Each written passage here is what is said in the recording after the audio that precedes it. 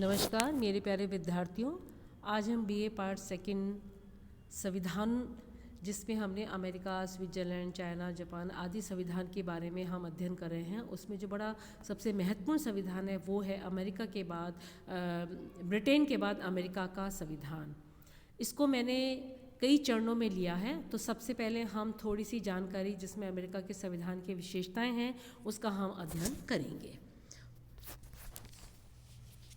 ब्रोगन अपने विचारक हुए हैं और उन्होंने ये कहा है कि अमेरिकी शासन पद्धति की यह विशेषता है कि उसके अंतर्गत ना तो तानाशाही के अत्याचार के लिए स्थान है और ना अराजकता के लिए प्रोत्साहन। इसके विपरीत इस व्यवस्था के अंतर्गत रहते हुए अमेरिकी जनता समृद्ध ही हुई है। अब हम जब सामान्य पृष्ठभूमि की बात करते हैं तो अमेरिकी संविधान के विकास पर वहाँ की भौगोलिक परिस्थितियाँ, सामाजिक जीवन की परंपराओं, आर्थिक राजनीतिक तत्वों का गंभीर प्रभाव पड़ा है। इसलिए लॉर्ड ब्राइस ने ये कहा है कि प्रत्येक देश की भौगोलिक परिस्थितियाँ तथा परंपरागत संस्थाओं का प्रभाव किसी राष्ट्र के राजनीतिक विकास पर ऐसा पड़ता है कि इससे उसकी शासन व्यवस्था का निराला ही रूप बन जाता है। तो अमेरिका का जो संवैधानिक विकास है वो भी इसका अपवाद नहीं है। और जब हम जनसंख्या की बात करते हैं तो जनसंख्या की दृष्टि से अमेरिका एक विशाल देश है और विश्व राजनीति में अमेरिका के महत्व का कारण उसकी जनशक्ति है। प्रारंभ में तो इसकी जनसंख्या का अधिकांश भाग इंग्लैंड से आए हुए लोगों का था। इन लोगों के प्रभाव के कारण ही अनेक उपनिवेशों में अंग्रेजी ढंग की शासन व्यवस्था स्थापित हुई है। हम सबसे पहले अमेरिकी संविधान की विशेषताओं के बारे में पढ़ेंगे और पार्ट 2 में हम इसके संविधान के विकास के प्रमुख चरण पढ़ेंगे। तो हम बात करते हैं अमेरिकी संविधान की विशेषताएं। इसके अमेरिकी संविधान की जो विशेषताएं हैं इसके पहले हम ये बात करेंगे कि जो विश्व के सभी संविधानों में जो सबसे कठोर संविधान है वो है अमेरिका का संविधान, जिसमें परिवर्तन संशोधन के साधारण व्यवस्थापन की विधि से भिन्न एक प्रक्रिया की व्यवस्था है और अर्थात साधारण कानूनों की तरह उसमें परिवर्तन ना किया जा सके। यानी कहने का तात्पर्य ये है कि विश्व के सभी संविधानों में जो सबसे कठोर संविधान है वो है अमेरिका का संविधान। आगे बढ़े हम। अब अमेरिका का जो संविधान है उसकी कई विशेषताएं हैं, उसको मैंने पॉइंट्स के द्वारा बताया है, लेकिन हम अमेरिका के संविधान की विशेषताओं को 2 चरणों में पढ़ेंगे क्योंकि ये काफ़ी लंबा है और जब तक हम इसकी डिटेल में अध्ययन नहीं करेंगे या आपको समझ में नहीं आएगा हम आगे नहीं बढ़ेंगे। तो सबसे पहला जो है इसकी जो विशेषता है वो है विश्व का सबसे संक्षिप्त संविधान, दोहरी नागरिकता, मौलिक अधिकारों का वर्णन जिसमें 5 पॉइंट हैं, धर्म स्वतंत्रता का अधिकार, भाषा अभिव्यक्ति और प्रेस की स्वतंत्रता का अधिकार, शिक्षा का अधिकार, आवेदन पत्र देने का अधिकार, शोषण के विरुद्ध अधिकार। ये 3 पॉइंट्स के अंतर्गत है वो है 5 पॉइंट का अध्ययन किया है। इसके अलावा और भी अनेक अधिकारों का वर्णन है जिसमें चौथा आता है कठोर संविधान। आगे बढ़े हम। फिर आता है संघात्मक व्यवस्था, नियंत्रण व संतुलन की व्यवस्था, 8वां है लिखित संविधान, 9वां है शक्तियों का विभाजन और अंतिम है अधिशात्मक शासन व्यवस्था। ये इसके अमेरिकी संविधान के 10 प्रमुख संविधान की विशेषताएं हैं। हम जब इसके संविधान की विशेषताएं पढ़ेंगे तो हम सबसे पहले इन 3 विशेषताओं का ही अध्ययन करेंगे। इन 3 विशेषताओं के बाद ही हम अन्य विशेषताओं का अध्ययन करेंगे। तो अमेरिकी संविधान की जो विशेषताएं हैं उसमें जो पहला पॉइंट आता है वो है विश्व का सबसे संक्षिप्त संविधान।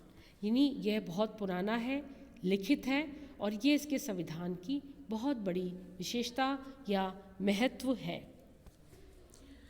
तो पुराना और लिखित संविधान, अमेरिका का संविधान सबसे पुराना लिखित संविधान है और इसका जो निर्माण है वो 1789 में हुआ था और उस समय अमेरिका एक कृषि प्रधान देश था।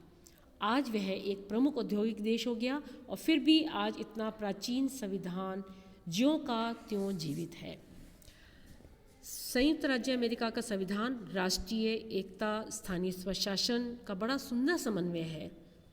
यह संविधान आंतरिक गड़बड़ी और बाहरी आक्रमणों के विरुद्ध ढाल बनकर रहा है। इसलिए मैक्स नर्नर ने ये कहा है, ऐसे सिद्धांतों का समूह है जो शाश्वत रूप से सत्य, सार्वभौमिक रूप से लागू होने वाले हैं। तो अमेरिका का संविधान आधुनिक संविधानों में सबसे पुराना लिखित है और इसमें कुल 7 अनुच्छेद है। कितने अनुच्छेद हैं?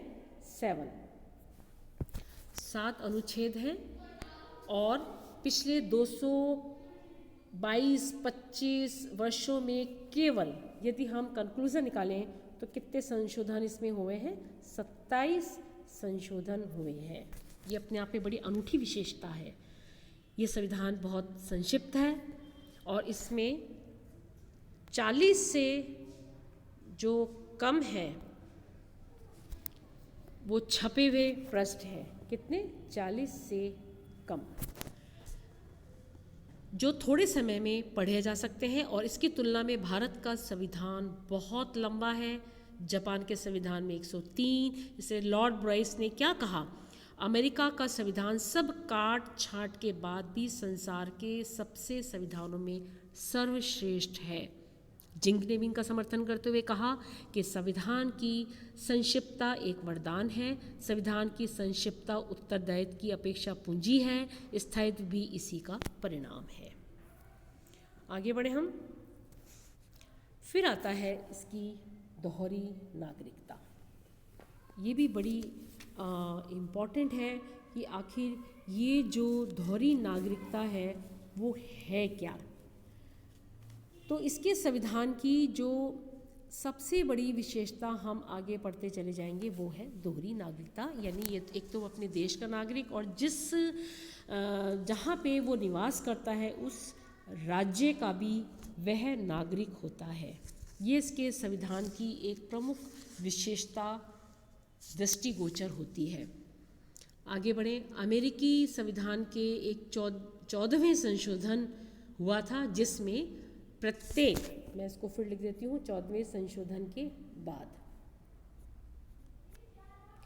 14वें संशोधन में प्रत्येक अमेरिकन को अपने राज्य की भी नागरिकता है और किसकी है? संघ, यानी 2 नागरिकता प्राप्त है। एक तो है राज्य की और दूसरी है संघ की।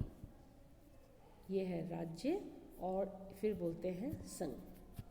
संघ की भी नागरिकता है। संघ को हम केंद्र सरकार भी कहते हैं। इस प्रकार वहाँ दोहरी नागरिकता है और संघ की नागरिकता के लिए नियम एक रूप है, किंतु विभिन्न राज्यों की नागरिकता संबंधी नियमों में विविधता पाई गई है। संयुक्त राज्य अमेरिका का संविधान युग का एक अनूठा संविधान है और इसमें इसीलिए नियंत्रण संतुलन, न्यायपालिका सर्वोच्चता आदि बड़े अत्यंत महत्वपूर्ण माने गए हैं। आगे बढ़े हम। आगे बढ़ने के साथ तीसरी जो आती है वो उसका है मौलिक अधिकारों का वर्णन। इसके जो मौलिक अधिकार प्रदान गए, हमारे यहाँ संविधान में भी मौलिक अधिकार प्रदान किए गए हैं और कहाँ पे दिए गए हैं? अमेरिका के संविधान में मौलिक अधिकार भी दिए गए हैं, जिसकी मैंने आपको जो पिछला पृष्ठ था उसमें आपको इसमें वर्णन किया था। ये यहाँ पे आ जाता है। वो क्या है? धर्म स्वतंत्रता का अधिकार, यानी आपको धर्म, किसी भी धर्म को अपनाने का अधिकार प्राप्त है। फिर है भाषा, अभिव्यक्ति और प्रेस की स्वतंत्रता। हमारे भारत में भी यही दी गई है कि सबको अभिव्यक्ति यानी बोलने का अधिकार है और प्रेस की स्वतंत्रता। फिर है शिक्षा का अधिकार, सबको समान शिक्षा का अधिकार लेने का अधिकार है। आवेदन पत्र देने का अधिकार, यदि आप किसी चीज़ के लिए आवेदन देना चाहते हैं तो उसका भी अधिकार है। शोषण के विरुद्ध अधिकार, जो हमारे यहाँ 14 साल की उम्र के कम बच्चों को हमारे यहाँ से भिक्षावृत्ति या किसी भी कारखाने में काम कराया जाता है तो वो है शोषण। तो वहाँ पे भी यही अधिकार है। तो आज हमने मूलभूत 3 अधिकारों का वर्णन किया है। ये बड़े मुख्य हैं 3 अधिकार: विश्व का संक्षिप्त संविधान, दोहरी नागरिकता और है मौलिक अधिकारों का वर्णन। तो 3 अधिकारों के साथ हमारा जो इसका प्रथम चरण है विशेषताओं का, वो यहीं पे समाप्त होता है। और नेक्स्ट में हम फिर से आप आएंगे और संविधान की जो अन्य